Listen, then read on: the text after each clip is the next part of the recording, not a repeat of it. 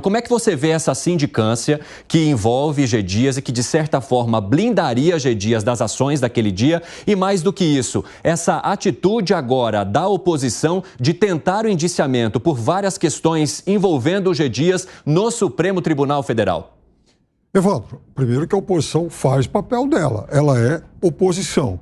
Segundo, quem produziu essa sindicância, esse relatório, também a gente tem que ver com alguma reserva, porque são pessoas que fazem parte do governo, são pessoas do GSI, órgão ao qual o G. Dias fazia parte, aliás, o órgão que ele comandava.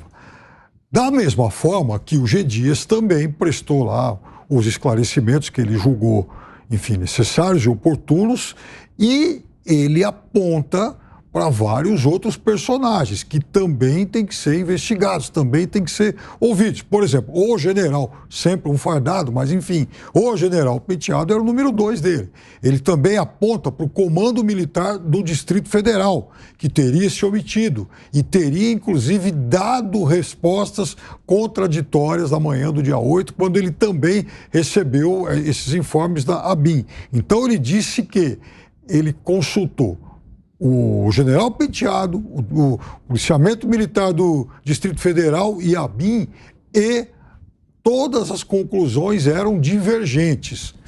E isso tudo teria, inclusive, atrapalhado toda a estratégia adotada. Então, ele aponta também para a questão dos acampamentos. E aí volta aquela minha velha dúvida.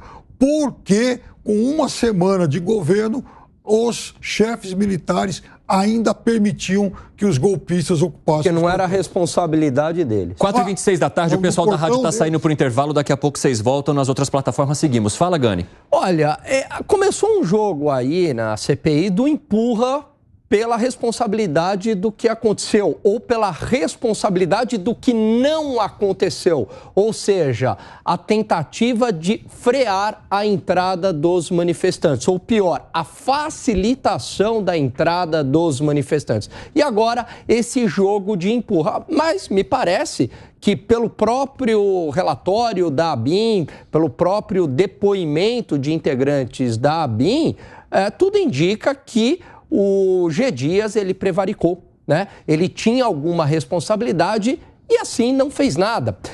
Pelo contrário, né? Ele vai no dia e... Por que então ele foi no dia?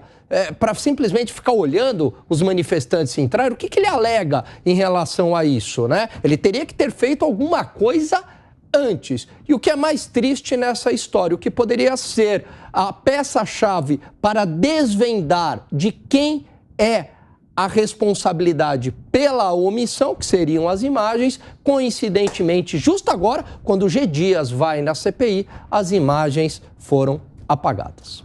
Fala, Segré. Você sabe que várias coisas que têm a ver com o mesmo assunto. A primeira coisa que me chamou a atenção que é um depoimento lido. Você não faz um depoimento lido, você escuta a pergunta e responde a pergunta. Não é a leitura de um documento ante um depoimento. Tomo a fala do Piperno, que tenha divergências em diferentes informes.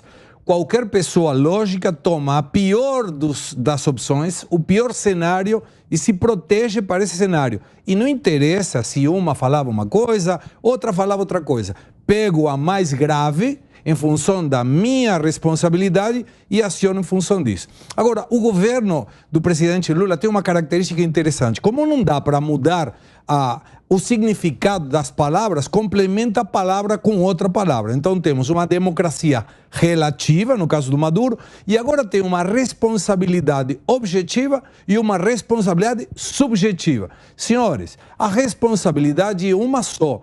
E eu lembro, em 1982, eu ingressei na Universidade de Buenos Aires, primeiro dia de aula, e o professor falou: a única coisa que nunca pode ser delegada é a responsabilidade. Então não existe subjetiva ou objetiva. A responsabilidade é uma e é da pessoa que está acima da cadeia de comando.